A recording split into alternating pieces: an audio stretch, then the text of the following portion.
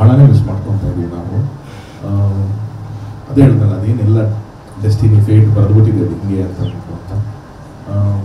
But ಅವರೆಲ್ಲಿದ್ದರೂ ಅವ್ರ wishes ನಮ್ಮ ಜೊತೆಗಿರುತ್ತೆ ಅನ್ನೋದು ನನ್ನ ನಂಬಿಕೆ ಇದೆ.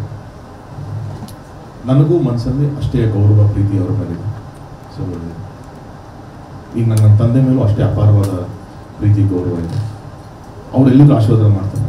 ಅಂದರೆ ದರ್ಶನ್ ಸರ್ ನಮ್ಮನ್ನು ಎಲ್ಲಿದ್ರು ಆಶೀರ್ವಾದ ಮಾಡ್ತಾರೆ ನನ್ನ ನಂಬಿಕೆ.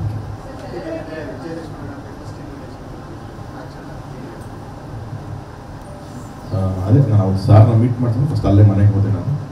ಅಲ್ಲೇ ಇನ್ವಿಟೇಷನ್ ಬಾಬಿ ಕೊಟ್ಟು ಬ್ಲೆಸ್ಸಿಂಗ್ಸ್ ತೊಗೊಂಡು ಇನ್ವೈಟ್ ಮಾಡಿದೆ.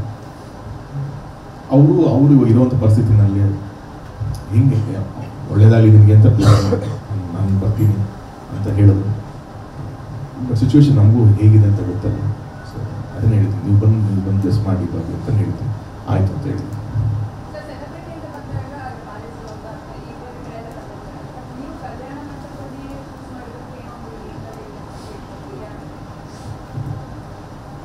ಅಂದರೆ ನನಗೊಂದು ಆಸೆ ಇತ್ತು, ಮೊದಲಿಂದ ಕಲ್ಯಾಣ ಮಂಟಪ ಅಂತಲೇ ಮದುವೆ ಅಂತಂದರೆ ಕಲ್ಯಾಣ ಮಂಟಪಗಳು ಆಗುತ್ತೆ, ಅಲ್ಲಿ ಹಲವಾರು ಹೋಮ ಹವನಗಳು ನಡೆದಿರುತ್ತೆ, ಒಂದೇನೋ ಪಾಸಿಟಿವ್ ವೈಬ್ರೇಷನ್ಸ್ ಇರುತ್ತೆ ಅಂತ. ಸೊ ಹಾಗಾಗಿ ಬೇರೆ ಇದೆಲ್ಲ ನೀವೇನು ಒಂದು ಜಸ್ಟ್ ಒಂದು ಗೋಡೌನ್ ಥರ ಮಾಡಿರ್ತಾರೆ ಇವಾಗೆಲ್ಲ ಕೆಲವೊಂದು ಕಡೆ ಪ್ಯಾಲೇಸ್ ಒಳಗಡೆ ಅಂತ. ಅದಕ್ಕೆ ಎಲ್ಲ ಈವೆಂಟ್ಸ್ಗಳಿಗೂ ಕೊಡ್ತಾ ಇರ್ತಾರೆ, ಎಕ್ಸ್ಕ್ಲೂಸಿವ್ ಮ್ಯಾರೇಜ್ಗೆ ಅಂತ ಏನು ಕೊಟ್ಟಿರಲ್ಲ. ಸೊ ನನಗೆ ಆ ಥರದ್ದು ಒಂದು ಆಸೆ ಇತ್ತು, ಆದರೆ ಪ್ರಾಪರ್ ಒಂದು ಕಲ್ಯಾಣ ಮಂಟಪದಲ್ಲಿ ಆಗಬೇಕು ಅಂತ. ಸೊ ನಾನು ಯಾವಾಗ ಮಾತಾಡಿದ್ರು ಈವನ್ ಶಿ ವಾಸ್ ಲೈಕ್ ಅವ್ರಿಗೇನು ತೀರಾ ಈ ಥರದಿರಲಿಲ್ಲ.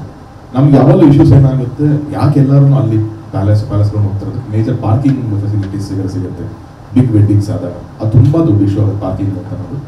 ಸೊ ಹಂಗೆ ಚೆಕ್ ಮಾಡಿದಾಗ ಈಗ ನಾವು ಪೂರ್ಣಿಮಾ ಪ್ಯಾಲೇಸಲ್ಲಿ ಮಾಡ್ತಾ ಇದ್ದೀವಿ, ಅದು ತುಂಬ ಅದ್ಭುತವಾದಂಥ ಪಾರ್ಕಿಂಗ್ ಫೆಸಿಲಿಟೀಸ್ ಎಲ್ಲ ಇದೆ.